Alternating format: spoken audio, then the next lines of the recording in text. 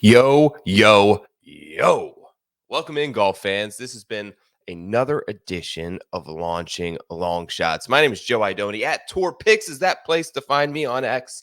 And I'm excited to bring you Launching Longshots for the RBC Heritage on behalf of the RotoBaller team. There are two promo codes you may want to deploy if you haven't joined the RotoBaller team yet. The first one is LINES, LINES. That'll get you 10% off any premium sub for the PGA for the remainder of the season. There is a promo code, I believe, still active right now. Try this one, Masters. 30% off any PGA premium sub. Depending on when you're checking this out, I'm not sure if that will still be available, but we'd be happy and thrilled to have you a part of this team. The amount of quality, entertaining, thoughtful, and actionable content coming out of the RotoBaller PGA team is like none other in the industry. It's time now to join the party. RotoBaller PGA. Let's get into some long shots that I like for the RBC Heritage, held, of course, at Harbour Town Golf Links. A stark contrast from what we just saw at Augusta National in terms of what sort of skill sets are rewarded, what sort of skill sets are mitigated. A much shorter track, a much more positional track. I'm telling you things that you already know. So let's get into the picks, Joe. Starting off the card this week in long shots at 60-1. I know it's a little low for a long shot team, but shortened field, right? No cut event. You got to sort of dig for simple narratives. And one of the ones I saw in the player interviews yesterday was a player who told me this is one of his favorite courses on tour and the absolute favorite event that he goes to play annually. I'm talking about a guy that I had at 150-1 a few weeks ago to win the Players Championship. Now down to 60-1 at the Heritage. I'm still taking him. Open champion of the year, Brian Harmon. Rough week at the Masters for Brian Harmon. I should go back and look at the individual shots in which he lost over 5 strokes on approach. A couple of rough weeks with the irons, but look at this stat profile. This is what he does, guys. It goes up and it goes down, and when it's up, it is very up. Brian Harmon at the Players Championship, T2 gained 9 strokes on approach. The week prior at the API, 5.5 on approach. Was really sort of good through the Hawaii swing. When you look at the Sony, when you look at Pebble Beach, when you look at these courses like the Players that are not overly demanding in terms of sheer power and ball speed off the tee, he finds himself able to compete and lean on that putter. A couple of notes about Brian Harmon in his history here. He's played it every year since 2017.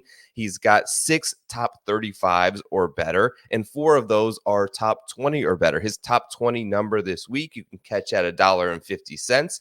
Plus 150, top 20, Brian Harmon. I like that as well. His worst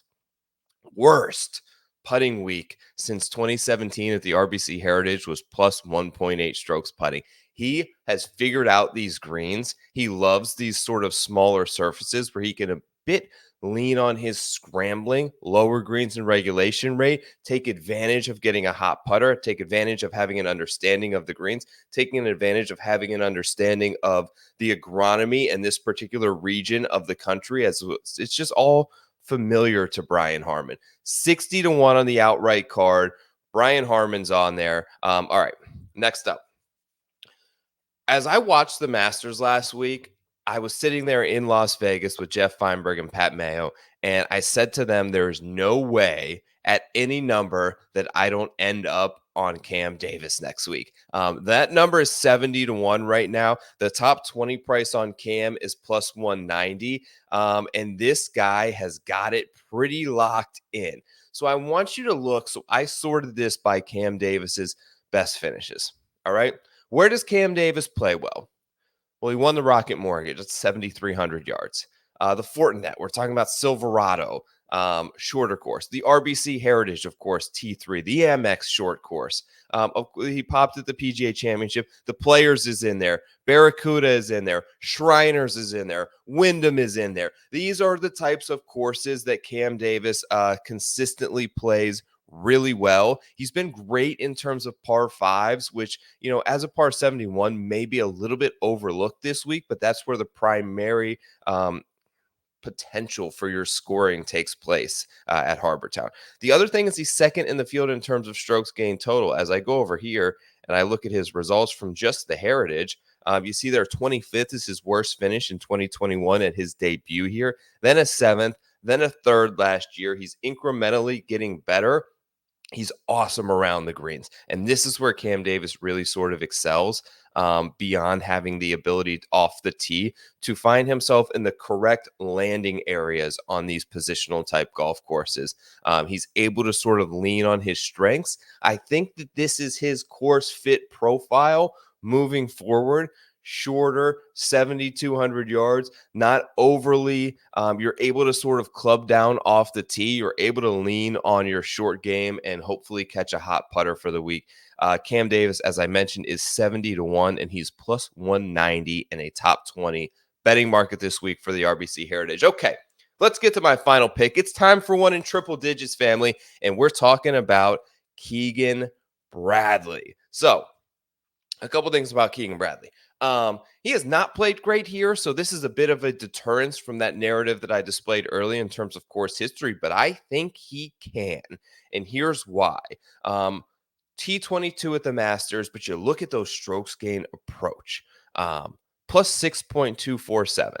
Unbelievable week at Keegan Bradley. I would venture to say one of the better weeks of the entire field last week at the Masters. If you sort everyone, he lost a ton around the green. And the thing about the Masters around the green is it's special. It's unlike any other. It takes a unbelievable set of hands and creativity that is probably a level above what is possessed by Keegan Bradley.